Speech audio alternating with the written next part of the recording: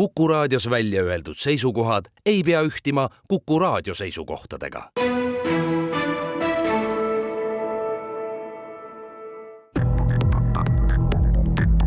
Krimiraadio. Krimiraadio toob teieni Duo 5, tõsieluliste krimilugude kodukanal. Tere taas! On teisipäev, kell on 7:01 läbi ning eetris on järjekordne Krimiraadio. Saadet juhivad nagu ikka ajakirjanikud Raul Ranne ja Karel Reisenbuk. Meiega on ka ekspert Andres Anvelt, endine tipp-politseinik, poliitika kirjamees, kes praegusel ajal jagab oma teadmisi eraäris. Andres, pole sind ammu näinud. Milline on vorm, milline on tervis, enesetunne? Vorm on hea. Olin paar nädalat eemal, kuna proovisin seigelda Dubaist mööda, aga erinevalt kaitseministrist mul vedas, ma maandusin Addis Abebas, mis oli palju rahulikum kant, nii et siin me olen tagasi. Väga hea.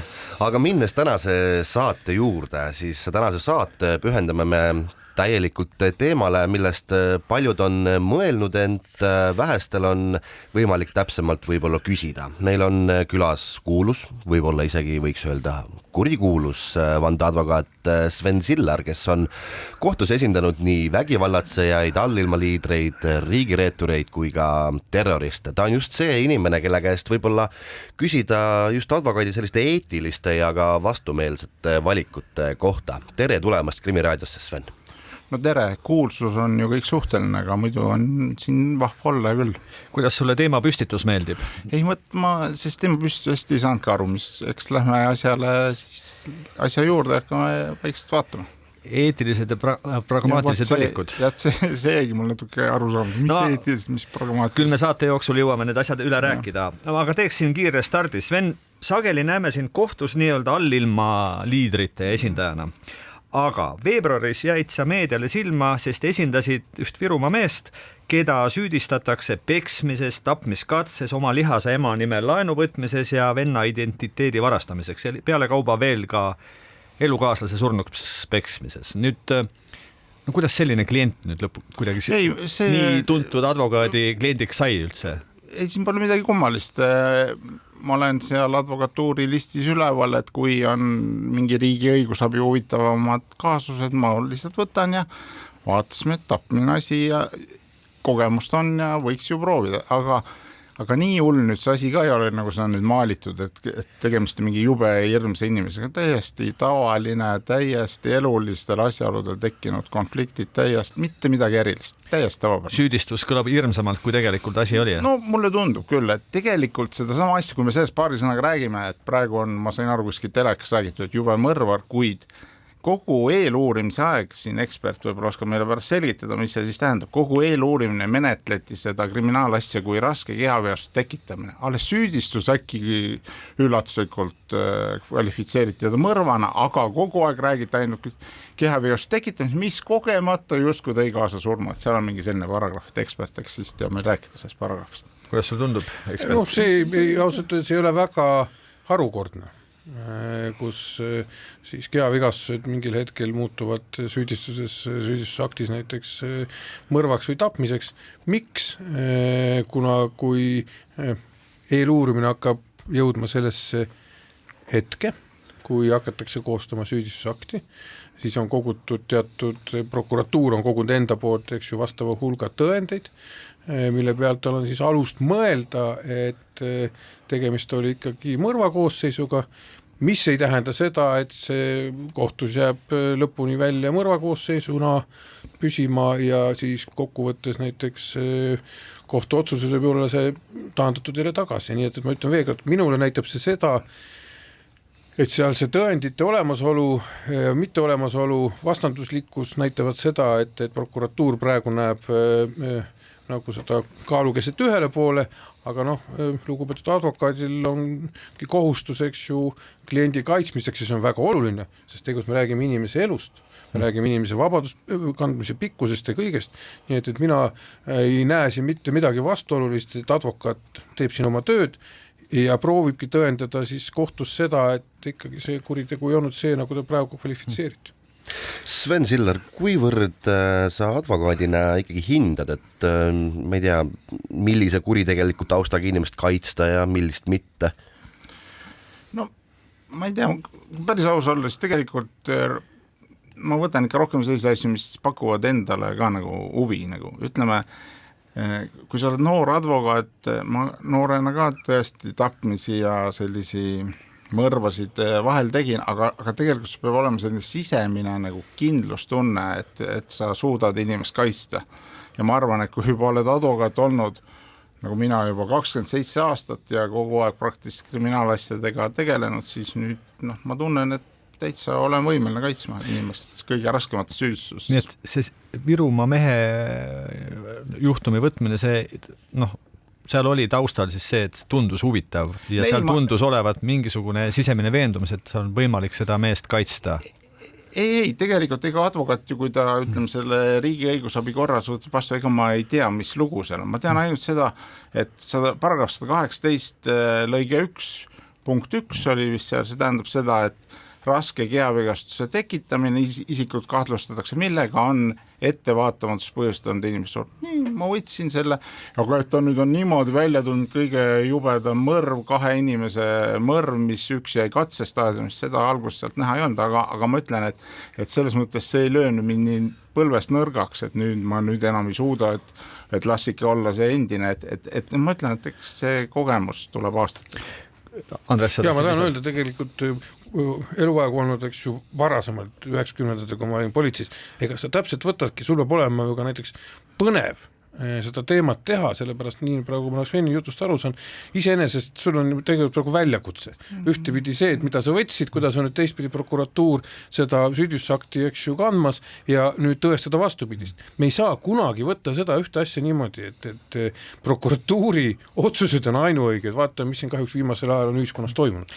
Nüüd, kui see paragrahv oleks öelnud, et seal taustal on kuritegu, oleks reetnud, et seal on tegemist vägistamise või lapse pilastamise, kas siis oleks jätnud võtmata? Ma tean, et aastaid tagasi, päris palju aastaid tagasi oled sa üsna kindlalt öelnud, et sellised juhtumid jätad sa võtmata. Ei, ütleme, nii-öelda riigi õigusabina ma pigem ma küll ei mäleta ühtegi, võib-olla ka algus, kui veel ligi 30 aastat tagasi sai advokatuuri astutud, siis oli selline kord, et kõik advokaadid olid kohustatud võtma endale määratud kaitseid. Siis mul oli seal mõned pedofiilid on olnud vist. Aga kui mul praegu need määratud kaitsjate leht on seal üle, siis ma tavaliselt, mul ei paku mitte mingit huvi, mingid vargused, mingisugused, ütleme ka kehavigastusi, ma lihtsalt seal keegi naise peksmist eriti viitsi võtta, aga vägistamisi ma ei ole küll kunagi võtnud, aga mul on vägistamisi kaitsnud ka, et ega see ei tähenda seda, et kui sa kaitsed vägistajat, et sa siis kuidagi oled temaga võrdsustatud ja kusjuures on päris palju sellisi peale kaebamisi või ütleme välja mõeldud vägistamisi, mida tegelikult ei ole kaset leidnud, nii et need on ka täitsa väljakutse pakkuvad asjad. No siin samas stuudios on olnud meil ka külas advokaate, kes on ka üsna kindlalt öelnud, et mitte mingil juhul vägistajad, lapsepilastajad, pedofiilid ja neid ei puuduta ja ometigi olen ma pärast hiljem neid kohtus seda sorti kurjategijad kaitsmas näinud, et kas see on ka see koht, kus ikkagi tuleb välja, et raha ei haise ja tuleb teinekord oma põhimõtteid reeta, või lihtsalt on ka olukordi, mis ei ole nii ühemõttelised, et neisse võib süveneda ja tuleb teinekord põhjalikumalt süveneda? Mina niimoodi küll ütleks, et ma mingit lapsepilastajat kunagi kaitsen, ma olen kaitsnud ja mul on jäänud sisimas ikkagi tunne sellel juhtumi puhul, et see oli naise kättemaks ja vara jagamine, kus sealt leiti põhimõtteliselt kuskilt lapse aluspükste pealt leiti mehe DNA ja see oligi põhimõtteliselt ainukene tõend ja oli siis see nii-öelda teise abikaasa jutt, et ta ahistab mu last või midagi nii. Et need on ka väga ellad ja ka Riigikohus on läinud seda teed, et on mitmeid õigeks mõistvaid asju teinud, kui on väga vaieldav situatsioon. Kui tihti tuleb seda ette, et klient tuleb sinu jutule, räägib oma loo ära ja sa ikkagi pead raputama ja ütlema, et ei, sorry, seda ma ei võta. Ei, seda lugu ma nüüd ei tea, miks ma ütlen, miks ma ei võta, aga ma kõigepealt alustan seda, et see on muidugi selline Ameerika filmidest jäänud arusaam, et kõigepealt, et klient tuleb ja kõigepealt teeb advokaadile puhtsüdamliku ülestunnistuse, et seda ei ole. Pigem on kõige hullem on see, et klient jubedalt hakkab aega raiskama ja selle peale, et veenda advokaati, et ma ei ole tegelikult ju mitte midagi teinud. aga minul advokaadid täitsa suva, oled seda teinud või ei ole, minu asi ainult protsessuaalne, on see tõendatud või ei ole, aga seda, et ma tuleb kõigepealt räägib ja siis mingi sisemiste pingete tõttu ma ütlen, et ei, ma seda ei tee, seda küll pole iialgi olnud. Aga ikkagi mingid põhimõtted ju ometigi kehtivad, et noh, kui võtad töö või ei võta töö, seal on mingisugune ju eetiline valik või mis valik seal mängib rolli? Jutu alguses ka räägiti mingi eetilist valikut, mis mõttes eetilist valikut? Tähendab, vaadake, seal on ju niimoodi, et ühel pool on suur riik ja teisel pool on väike süüdistatav ja siis on tema kaitse, ta on sisuliselt kogu selle riigi vastu jäänud ja sina oled ainukene, kes teda võib-olla suudab kaitsta. No jätame kõrval need asjad, mis on sellised suured ja sellised nagu suur mingisugused majandusasjad, noh seal ei ole ta isik tavaliselt nii üksi, aga näiteks kui ta on, võtamegi selle sama tapmisasja, ta ongi sisuliselt selle riigi vastu üksi ja nüüd advokaadi roll on ju mitte see, et teda nüüd musta valgeks pesta või valge mustaks, vaid et leida see õige ja õiglane karistus, kui isik on süüdi kuriteos. Et isegi kõige viimasem lurjus väärib siiski õiglast kohtupidamist. Ma ei saagi aru, kes see viimane lurjus on ja kes see esimene lurjus on. Eks me sisimas ju filosoofist on öelda, on meil kõigil ju oma pahupool olemas ja sisemisest ja lihtsalt tihti ongi nii, et lihtsalt asjaolude kokku langemas, mida võiks tegelikult igaühega juhtuda. Kui me mõtleme kas või autoga sõitmisega, no reeglina ei juhtu ju midagi, ei juhtu avari. Aga ainult see väike kõks või väike tähelepanematus ja see elu võiks hoopis teistmoodi olla ja sa oled autoavarii põhjustanud ja riik hakkab sind süüdistama. Aga ma veel kord ütlen, et mingisuguseid ma ei tea, mis kuskil advokatuuri seadusest või mingi korrast meil küll pole kirjas, et kui sa tunned eetilist vastuolut, siis sa võid kaitsmisest loobuda, et sellist asja ma kuulen küll esimest korda, et lihtsalt mul üks advokatuuri juhatus kunagi rääkiski, et tuli mingi noor advokaat, ütles, ei, ta ei võta seda riigi õigusabi, et see on tema eetikaga vastuolus. Siis juhatus õigus, mis tule advokaadid, mida sa hakkad oma eetikast rääkima? On teised töökohad selleks, aga igal juhul teeme siin väikese pausi, et jätkame mõne aja pärast. Krimiraadio. Krimiraadio toob teieni Duo 5, tõsieluliste krimilugude kodukanal. Krimiraadio jätkub, stuudios ajakirjanikud Raul Ranne ja Karel Reisenbuk, samuti on meiega ekspert Andres Anvelt ja tänase saate külaliseks on meil tuntud vandeadvokaat Sven Siller. Sven, ma tean sind ju juba ammu aega, tean, et oled praktiseeriv advokaat aastaid ja et mitte öelda aastakümneid ja ma näen sind jätkuvalt kohtusaalis. Kui palju sul hetkel nii-öelda aktiivses töös asju on, kui on meeles? Niimoodi peast ei oskagi öelda. Ma arvan, mingi 15-20 asja kindlasti. Palju laias plaanis aastas tuleb selliseid? Ma püüan lihtsalt aimata seda intensiivsust. Ma oleks osanud ette valmistada, oleks vaadanud, aga no, ma ei tea, üle 100 kindlasti. Üle 100 kindlasti. Ja ei väsita? Ei, no kus ta väsitab? ikka tuleb hakkama saada ja oma koormat kanda. Seda küll.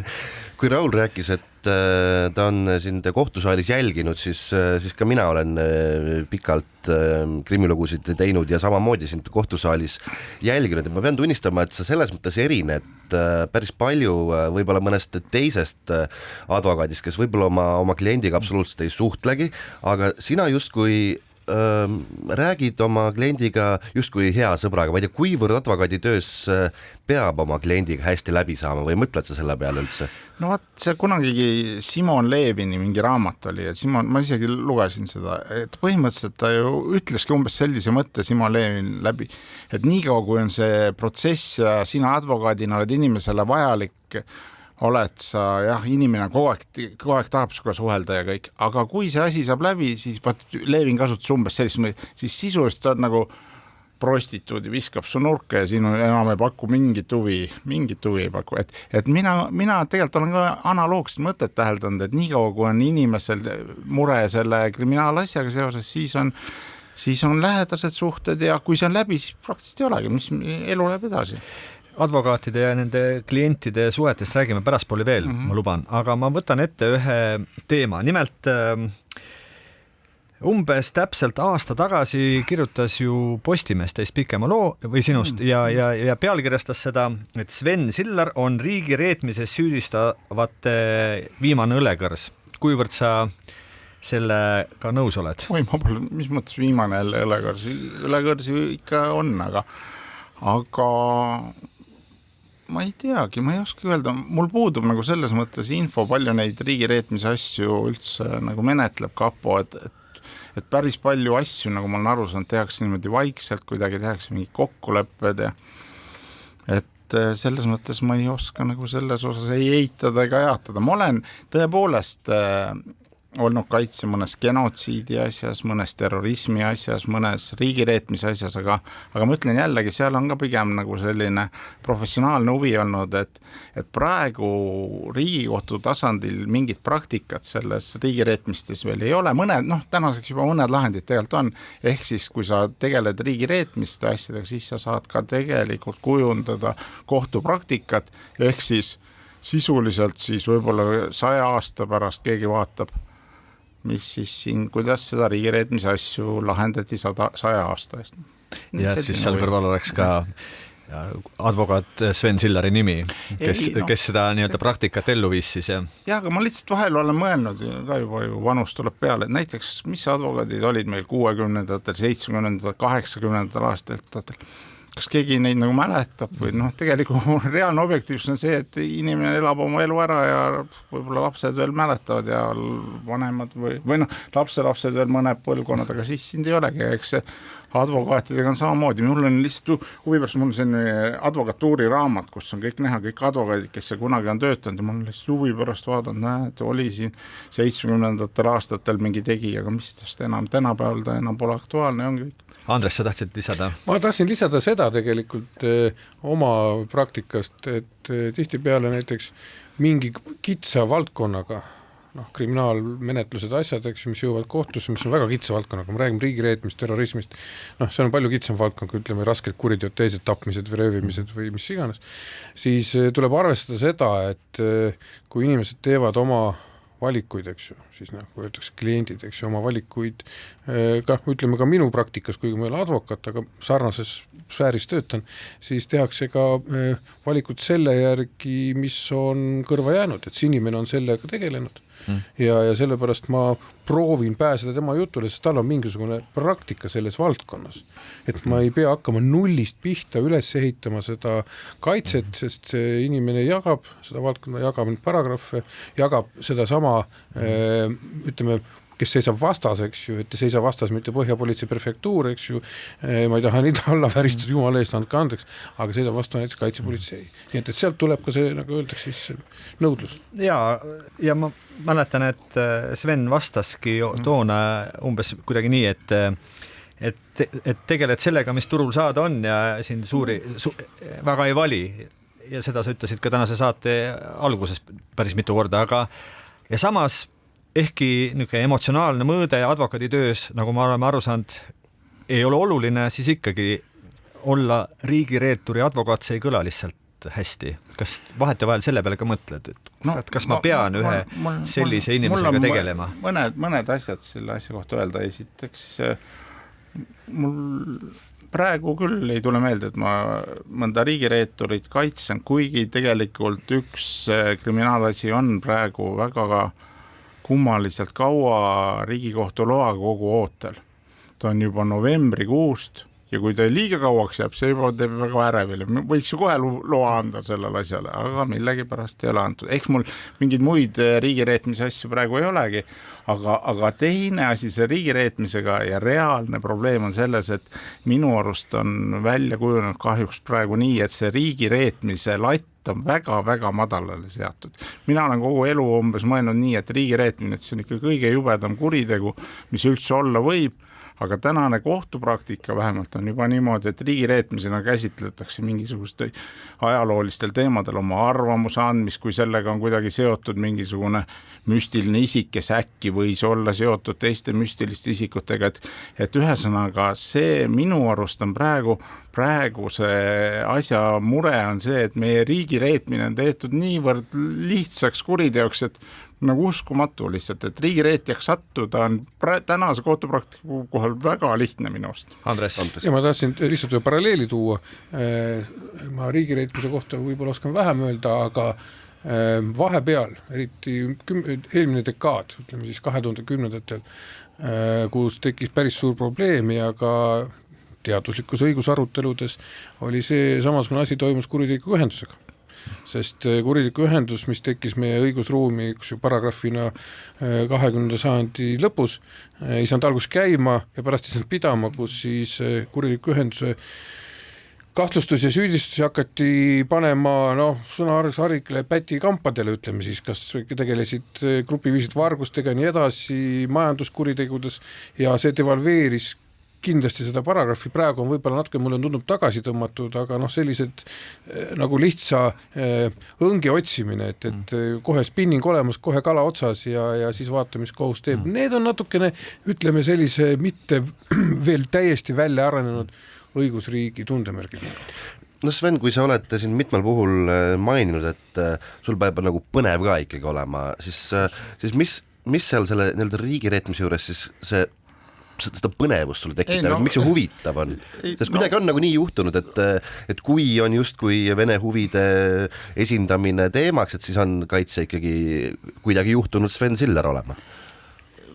No ma pärast jälle lehest loen, et jälle keegi on riigi kokkuleppest süüdi tunnistatud ja välja saadetud, aga minul pole nendega mingit puutumust olnud, et ei saa nagu öelda, et mina iga riigi reetmisega oleks kokku puutunud. Aga see huvi, võib-olla ütleme seda nagu laiemalt, et kui ma olin noor advokaat, alguses ma tegelesin selle haldusõigusega ja tsiviilõigusega ja väga palju käisin tsiviilasjades, kohtutes ja haldusasjades, aga tegelikult omavahel öeldes, ei ole eriti huvitav see kellega vaielda rendilepingu üle, et kuidas seal ikka see rendi, kes seal ikka, kas sa ikka võisid prügi välja viia või ei olnud nagu nii huvitav. Nüüd enne oli juttu, et see latt on ehk liiga madal nüüd, et mis on riigireetmine, mis ei ole, aga võib-olla siin mängib rolli ka see, mis olukorras me täna elame, et ikkagi sõda on lähedal ja igasugune katse reeta on ohtlik. No mida ma silmas pidasin, et see latt on kuidagi madalaks pandud, et seal on, üks on see riigireetmine, mida on kõik nagu mõistame, lihtne riigireetmine, annad seal mingit infot välismaalasele või aga see probleem on selles, et seadusandja käsitleb riigireetmisega vägivallata riigi kukutamist umbes.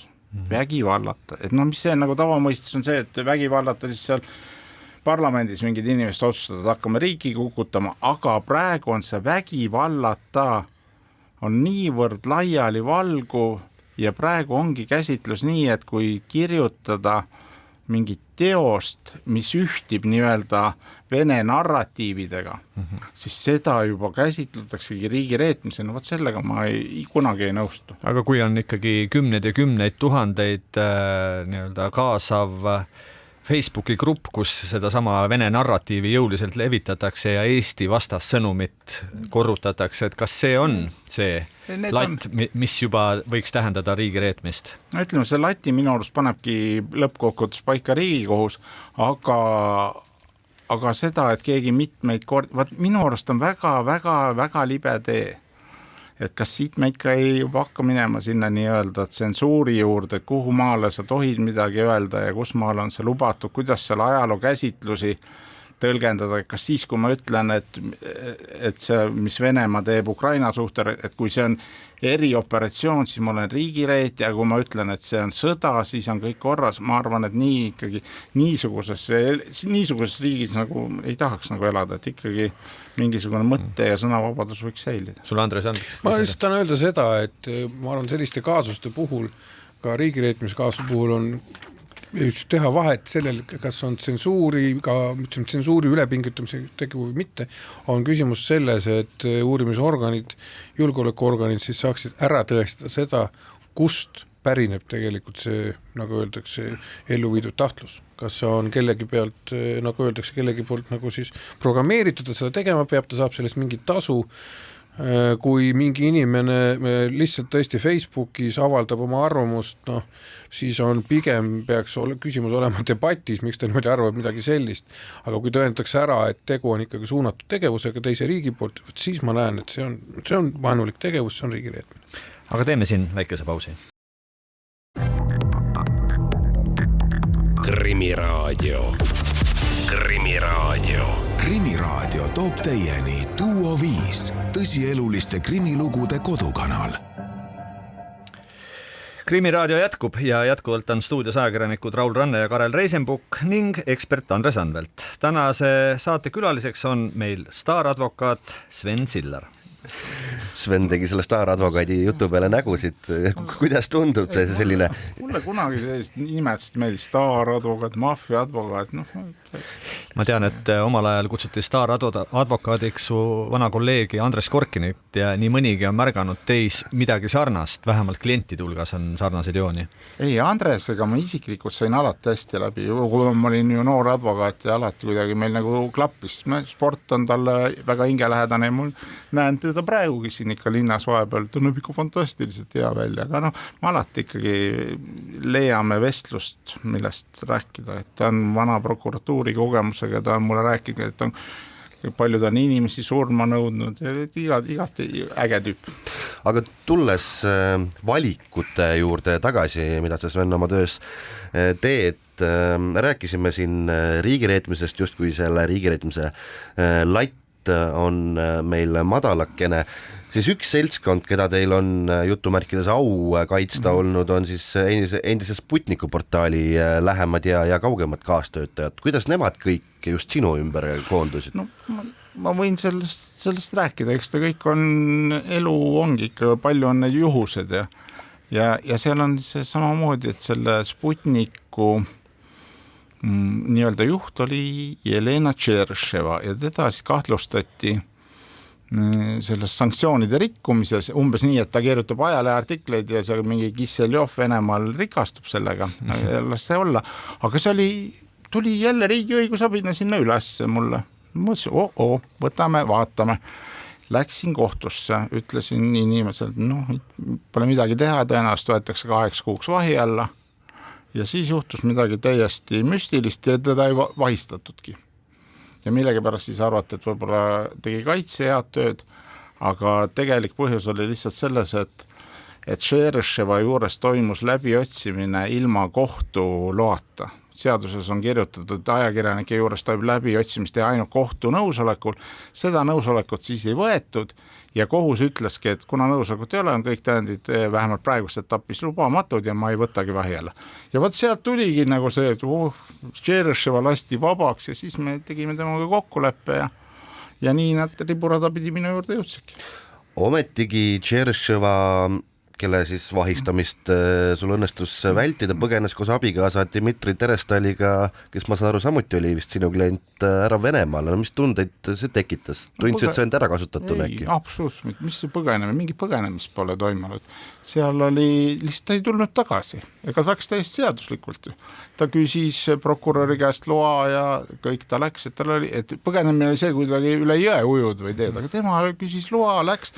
Nüüd kahetsusväärne on see, et ta ei tulnud tagasi, aga inimese mõtted võivad mõelda. Alguses ta ütles prokuröri, ma tulen tagasi, aga need mõtted muutusid, aga mis minust see puutus? Sina selle peale rohkem ei mõtle business as usual? Ei, ma isegi mingi businessi ei mõtle, mina mõtlen seda, et võib-olla olukord muutus, aga mis ma seal tahan öelda, et mida mulle lihtsalt seal prokurör on öelnud, et nüüd tänu sellele, et Tšeršev niimoodi tegi, siis me teistesse suhtume halvemini, mina ei tea, nii seisuvalt.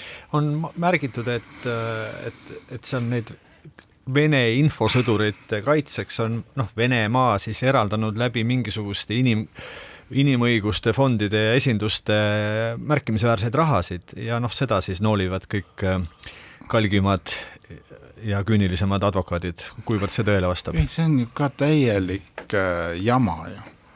Advokaat teeb oma tööd, advokaat tahab oma töö eest raha maksta ja tõepoolest täna on meil üks kolleeg, kes on süüdistatav kriminaalasjas, et temale on makstud rahasid läbi mingi Vene fondi aga seal lihtsalt huvitav oligi see, et see Vene fond pandi sinna sanktsioneeritud isikute nimekirja Eesti Vabariigi tahtel, et tähendab, Eesti Vabariik tahtis, et see fond saaks sanktsioneeritud ja nüüd see saigi sanktsioneeritud, aga et keegi advokaadid seda nooliks, et see on täielik vale.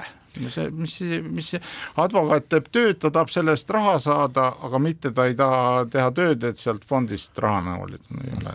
No Sven, sa vihjasid siin Urmas Simonile, kes praegu siis tõepoolest on süüdistuse saanud, et just kui sealt fondist see tema raha on tulnud. Kui palju advokaadil üldse on võimalust kontrollida, et kus kohas see kliendi raha pärit on? No seal on advokatuur teinud päris palju selgitustöid ja kolleegidele ja selgitan, millal on kahtlus ja millal ei ole kahtlust, aga seda Urmas Simoni asja ma ei tahaks nagu ise siin raadios praegu kuidagi kommenteerida, kuigi ma olen selle asjaga mingit pidi olnud puutumuses, et see isik, kes Simonile väidetavalt need rahad andis, seda ma olen isegi kunagi kaitsnud, et ma selle asjaga olen kursis, aga ma seda raadios siin küll lahkama ei hakka praegu.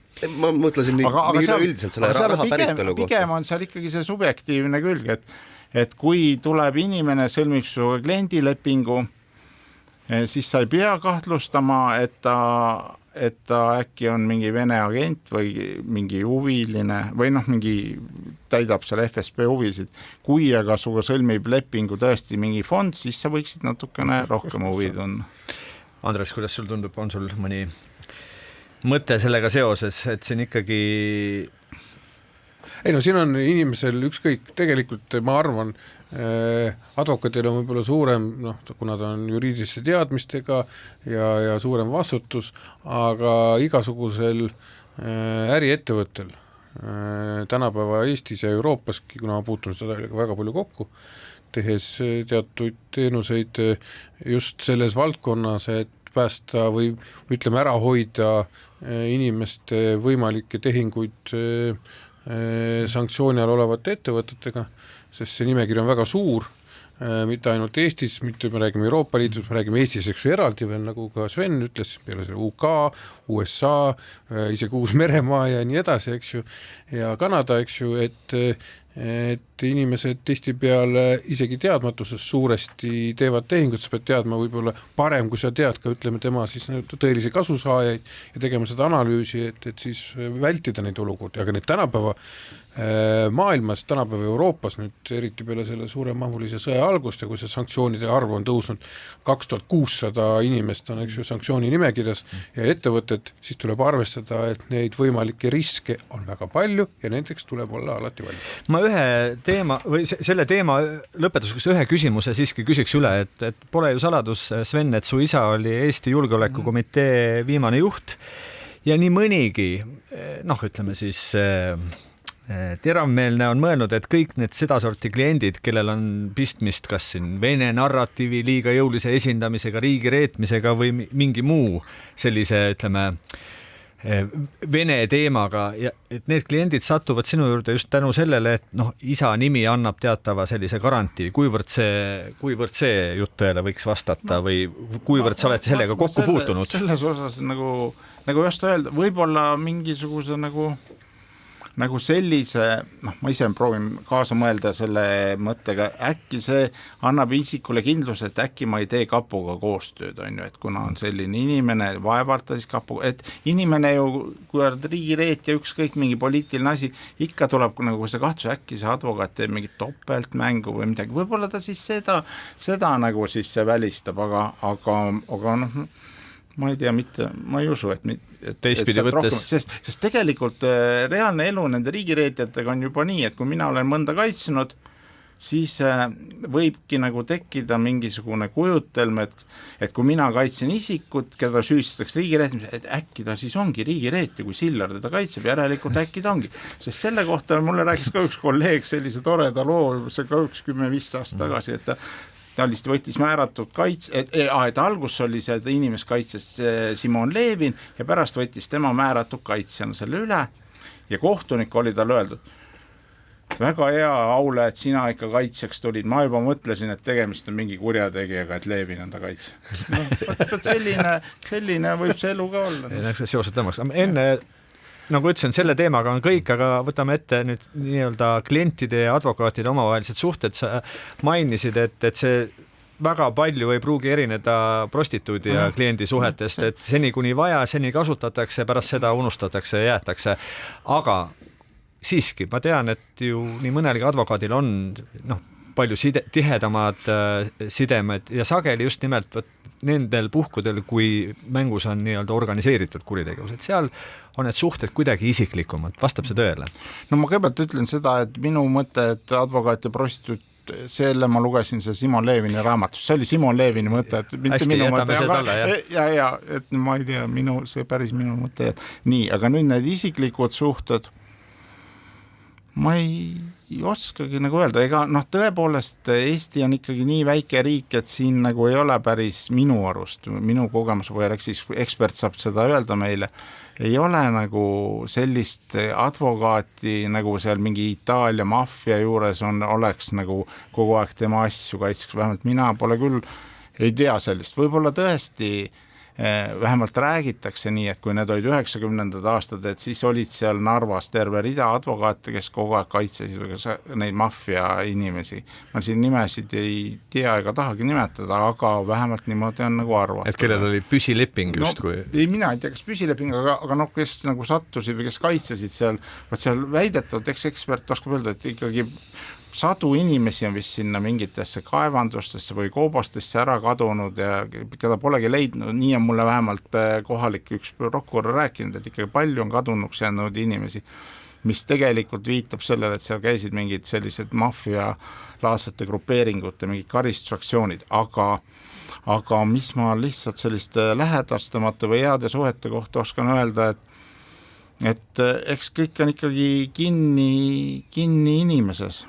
No Andres. Et ma ütlen ainult seda, et ütlen ka nimi, et näiteks seal tänane on meil kurikuulus organiseeritud kuritegevus kahtlusalune Tamar Jürna, siis ta on mul isiklikult väga tore inimene ja senini, kuni ta ei olnud veel kahtlustatav, see puudus mingigi kahtlus, et võiks olla kuritegevusega seotud, aga ma olen selles mõttes väga laia silmaringiga, me oleme kunagi käinud isegi Leningradis Peterburis Ermitažis maale vaatamas, sest ei ole mitte midagi, ei saa sellest järeldada, et kuidagi advokaadi ja kliendi suhe on kuidagi eriline, seda enam, et ma ei kaitse ka teda, aga ma ütlen, et me ei saa niimoodi öelda, et kui sa oled kahtlustada organiseeritud kuritegevus, siis ei või sinuga olla mingeid lähemaid suhteid. Andres, eksperdina siis meenuta ehk, et kas olid omal ajal allilma rühmitustel oma nii-öelda ihuadvokaadid, kes 24 tundi ööpäevas olid valmis?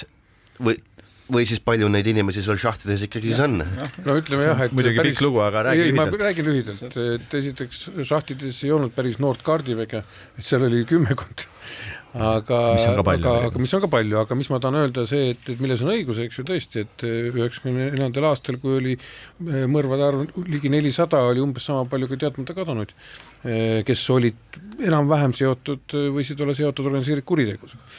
Aga mis ma tahan öelda, kindlasti tol ajal, kuna esiteks, meil oli, kõik oli noor ja tegelikult advokatuur, iseseisvunud Eesti advokatuur oli noor, klientuuri maksevõime oli ju ikkagi ka suhtel madal, ütleme, kui sama keegi hakkasid esimesed õied tulema selles, et keegi läks teise vastu kohtusse mingi rendi küsimuses, eks ju, ei pöördunud selle jaoks Satšuki poole näiteks, siis need summad olid seal väga väikesed ja kindlasti ei ole midagi teha, oli ahvatlus, oli ka näiteks samuti ka politseis, prokuratuuris oli ka näiteks altkäemaksuvõtjaid, oli ka ahvatlus, oli kindlasti ka advokaatidel, kui sa said endale sellise rammusa püsikliendi, kellel tulid, eks ju, mingisugused konvoid metalliga ja sa olid tal 24/7 olemas, sa tegid kükki, kui vaja on. Jah, tõesti, ma võin seda kinnitada, jälle ärme räägi nimedest, mõnda inimest võib see solvata ja ma ei taha seda, on see, et oli ka juhtumeid, kus tegelikult viidi advokaate metsa, kuna nad ei täitnud oma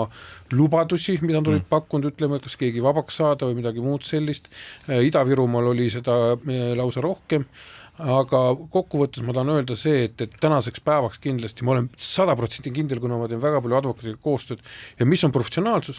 Professionaalsus on see, et näiteks see, et sa kohtus naeratad oma kliendile, eks ju, ja hoiad teda moraalselt üleval, see on täitsa normaalne. Küsimus on selles, et sa hoiad tegelikult distantsi see on professionaalne ka kriminaalpolitsei poole peal, teise poole peal ja täpselt samuti ka advokaadi poole peal, sa ei lase teda liiga ligidale, sest see on sul professionaalselt kahjulik, sest ühel hetkel tema hakkab lootma sust liiga palju ja kui ta seda ei saavuta, siis ta peab sinu vastu vimma ja mis iganes, seda ei ole mõtet. Aga teeme siin väikese pausi jälle. Krimiraadio. Krimiraadio.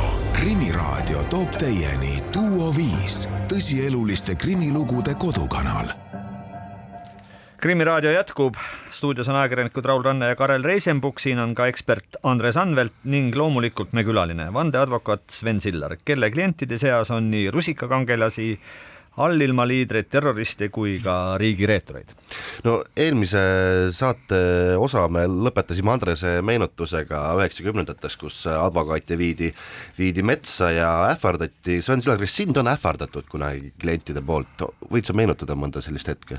Mul nagu tuleb midagi meelde, et 25 aastat tagasi keegi seal ähvardas, et kui ma nüüd saan mingi karistus, sina vastutada. Ma ei võtnudki nagu seda nii nagu otseselt südamesse, aga noh, kindlasti solvumist advokaatide peale on olnud ja ma arvan, et ka minu peale on solvutud olnud. Sest sageli on inimestel ikkagi natuke ebareaalsed ootused ka advokaadi töö tulemusele. No, võib-olla ka selle eelmise jutu jätku lõpuks, et kui me tõesti mõtleme nende 90-ndaid aastaid ja kus seal advokaati viidi, mul on millegi pärast selline kahtlus, et seal teatud advokaadid ikkagi kuidagi rahadega susserdasid, kas siis prokuröride või kohtunikega, et seal on ju see sama meil tuntud kaasus Monika Mägiga, kus noh, see ei ole ju, mõtleme, see ei ole ju lihtsalt niisama, et ma ei kujuta ette, et ma läheks kellegi juurde ja hakkaks kohtunikule suruma kui kampsuni alla raha, et see nagu oli tuvastatud, eks. Et ehk ma tahan öelda seda, et kui et ka see advokaatide ähvardus, et see ei ole ka, noh, ma lihtsalt mõtlen, et ei ole välistatud selline situatsioon, kus klient on andnud advokaadile raha ja advokaat on lubanud, et ma korraldan kõik ära, on ju. Ja võib-olla siis viiaksegi metsa, kui sa ära ei korraldanud sellest. Et võib-olla ekspert oskab öelda, et sellise konstruktsiooniga loomulikult inimesed tekib viha, kui ta on oma arust andnud suure raha, et advokaat lubab selle kuhugile viia, aga mis ma tahan öelda, et vahel ka tulevad mulle ka väliskliendid ja küsib, kas siin kuidagi rahadega, ma ütlen neile ausalt, et ma pole kuulnudki, et Eestis sellist asja kuidagigi toimuks ja kuhugi saab viia, et ma täiesti pole sellega ei oska midagi öelda. Kunagi oled sa meedial öelnud, et väga paljud nii-öelda kliendid saavad sinu omaks selle tõttu, et sa oskad ühena vähestest Eesti moodsa advokaatidest siis vene keelt. Ja paraku krimimaailm, vähemalt omal ajal, oli vägagi venekeelne. Kuidas ta tänapäeval on? Kui venekeelne või mis keel need on üldse? Esiteks ma ütlen, mis järeldus oli ikkagi vale, et Eestis on vähe advokaate, kes oskab vene keelt. Väga palju on advokaate. Ütleme, kes neid kriminaalasju teevad, minust on 20 advokaati vähemalt, kes väga vabalt räägivad vene keelt, et sellist asja ei ole, et Sven Sillar on advokaat, kes oskab vene keelt. No, jah, aga see on loomulikult, see on tohutu ikkagi eelis tänapäeval, et kuna reaalne objektiivsus on see, et kolleegid, inimesed alla 50 aasta, nad enam ei oskagi vene keelt, kui nad ei ole just segaperest või ise ei ole vene rahvust. Aga mu küsimuse teine poole see, et kuivõrd tänapäeva krimimaailm on venekeelne või on ta juba muutunud, et üha rohkem on ikkagi eestikeelne? Me kõik ju kas te ka ikka mäletate, kunagi, mis see oli 89, 88, ma olin noor 15-aastane poiss, käisime lauluväljakul Eesti vabaks, venelased minge koju ja nüüd me oleme saanud tegelikult selle, et slaavlased, venekeelsed keelt sa kuuled tänapäeval palju rohkem kui siin ütleme 10-15 aastat tagasi, ehk siis see on see, milline me tahan viia, et see ukrainlaste, mina isegi ei suuda eriti vahet, on ta ukrainlane või on ta see venelane, kui ta sealt oma kuskilt Mariupolist pärit on, ta tegelikult ongi venelane, tegelikult ütleb, et ema on mul ukrainlane, isa on venelane, ikka ukrainlane, ehk ma tahan öelda, see kuritegevus, see venekeelne, seda tuleb lainetena ja tuleb peale, sest neil ei ole ju siin eriti millegiga tegeleda, nagu ma aru saan. Et ta on siis taas venekeelne või slaavikeelne? Jah, see eks Ukraina räägibki vene keelt ja et selles mõttes see vene keel kahjuks ei ole meil kuhugile kadunud. Kahjuks meil saateaeg läheb kiiresti käest, küsimusi on palju, aga ei jõua kõigest rääkida. kui vähekene üldistada, kas Eesti kohtusüsteem on, kas ta on õiglane ja aus? Su üks klientidest, Alihman Zeynalov, on kunagi meie kohtusüsteemi peale ju lausa ÜRO tasemel kaevanud ja seal väga kõvasti kella löönud, et ta ei ole seda, ehk siis õiglane ja aus. Kuidas sulle advokaadina tundub? Kõigepealt mul tuleb meelde, et Ahliman Zeynalov tõesti selline värvikas tegelane oli ja tõepoolest, kui ennem oli advokaadi ja kliendi suhtes, siis temaga ma sain tõesti isiklikul pinnal ka päris hästi läbi.